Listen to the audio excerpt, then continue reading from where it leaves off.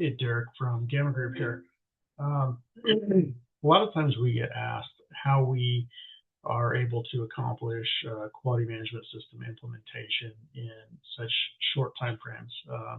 For small shops, 20 employees or less that don't have any systems documented in place, typically we're looking at a 6 to 8 week implementation. Kind of depends on if they do design or not design.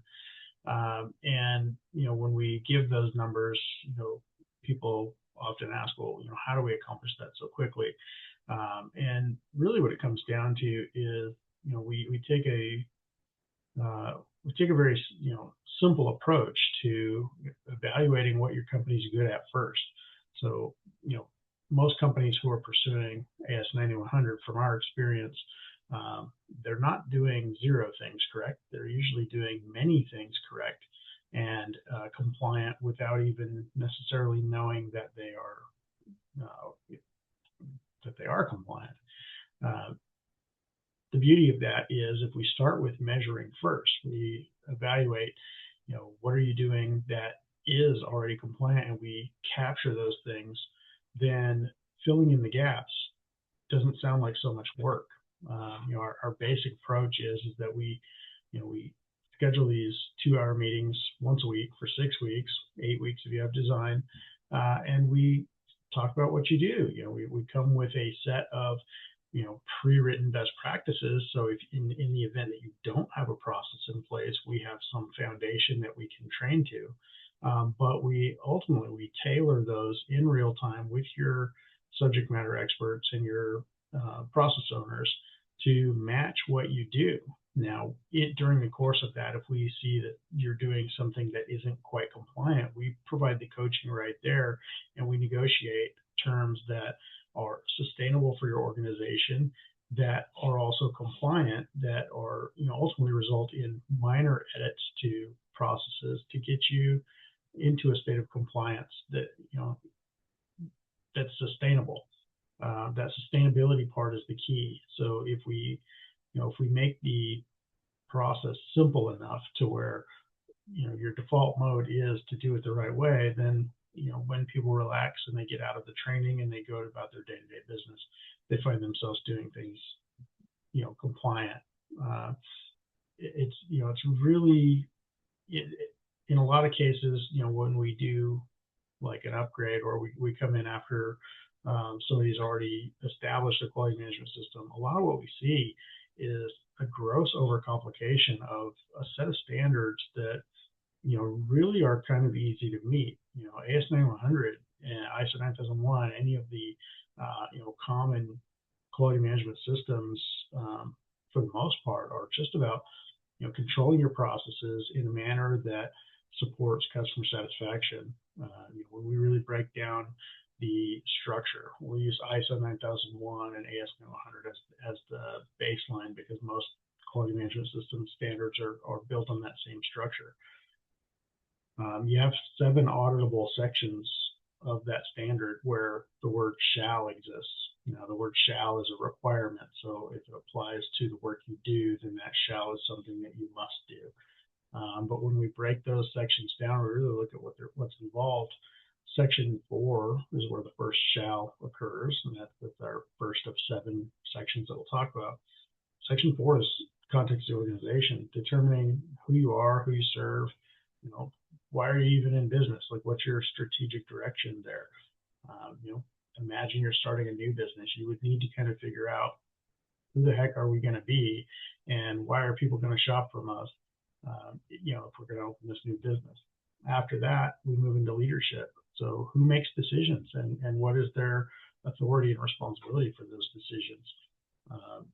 It takes some brief definition. You probably already know this stuff. You already know who to go to answer XYZ questions, and who's responsible for making sure processes work, and reporting and communicating out to the team, and so on. So most of that stuff is probably already determined when we get started. What you might not have determined is what is our quality policy going to be. So we work with you on developing that. We edit your quality manual. We make sure that you have a mechanism to train the policy out to people and communicate it, and so on. and then we just document what you've already defined. Section 6, we talk about planning. So, we've got this quality management system that we're going to build, and we're going to roll it out. How are we going to go about that? What processes are going to be affected by it, and what are the goals of those processes? So really, we're talking about setting KPIs or goals, or establishing some sort of target or expectation that your company should be trying to achieve. If you've got some sales activity, quoting, purchasing, manufacturing, quality, and shipping, like a lot of manufacturers have, how healthy should those processes be? How should they perform? The next thing, we go through is section 7, resources. What things, people, environment, infrastructure, etc., are we going to need to accomplish those goals? You already know this stuff. You already know what machines you're going to be using. You already kind of know what your building needs are. At least by and large, we usually know this stuff.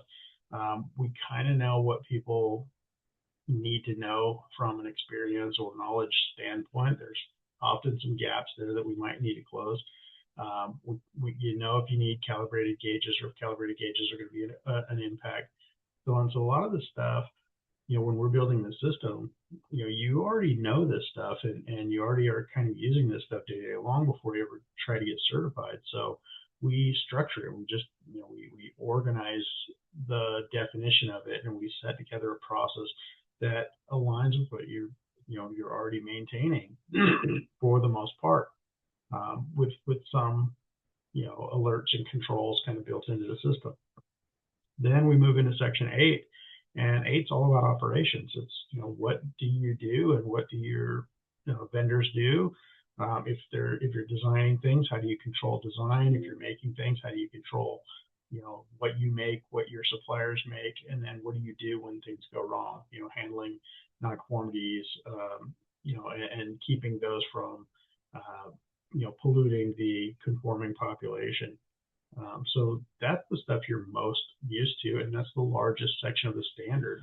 I always tell people that section 8 is the part of the standard that your customers actually hold you accountable for, because they see it, right? It comes through in the delivery of them.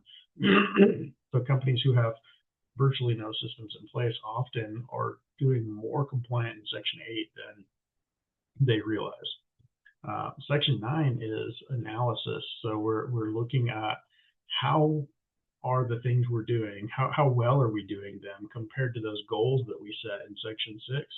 So we're analyzing ourselves. We're doing a management review. We're doing an internal audit to say, hey, here are the set of requirements. Have we met them all, and to what extent? Let's look at KPIs. Let's look at trends. Let's look at feedback. Let's look at all of these elements of analysis, so that we can really understand, how do we stack up against our original thoughts and expectations towards that section 4 strategic plan. Once you know where you stack up, then it's all about improvement, right? Section 10 talks about improvement, and you can always improve. So if you were doing exceptionally well at something that maybe wasn't part of your strategic plan originally, or wasn't such a big element of your strategic plan, but you find, wow, we're really good at this. Well, that can start to develop your niche and start to tailor who you are as a company if you lean into those things that you're strongest at. And then areas where your performance is weak and you're not quite doing as well as you had hoped to do in order to satisfy that strategic direction and those customers that are involved, well, then you can put corrective actions and changes in place to tighten things up, right? Reallocate resource, set new goals, make sure leadership has good decision-making authority over those areas of responsibility, operate for a little while, reanalyze, reimprove. And so that in doing that, it becomes a system. So the way we make it so quick, the way we do that in 6 weeks really is focusing on those good things that you're already doing first. We come with a set of best practice instructions for those companies who have just never thought about certain elements or never applied certain controls. But by and large, what we find is that when we bring our best practices, we often, within those sessions, 2 hours a week, or 2-hour sessions once a week, we make those edits in real time, and then we give that person that we're working with on these remote sessions or on site, we give them that week to communicate the minor changes out to their team and ensure that the team is aware of them, and it tends to flow very smoothly. Part of the last part of that is getting the team feedback. So when we do make an adjustment, we have a period where we elicit that feedback from the team and say, hey, what are the pain points? What worked? What didn't? Where can we adjust? And in doing so, we find that brings the team into the fold as part of the adoption process. They really don't see it as a big major overhaul, which can be scary. Change is always scary for some people, but they actually see that they're a part of this, they're a part of making this happen, and they start to understand kind of why.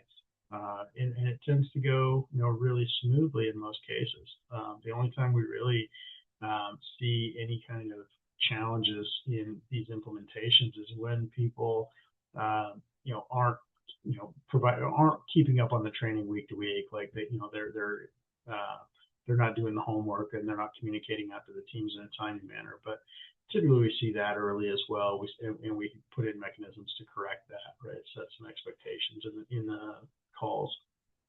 And then, the result is that, every company that we've ever done a quality management system implementation who has moved forward and pursued their stage 1 and stage 2 audits, they've always been recommended for certification.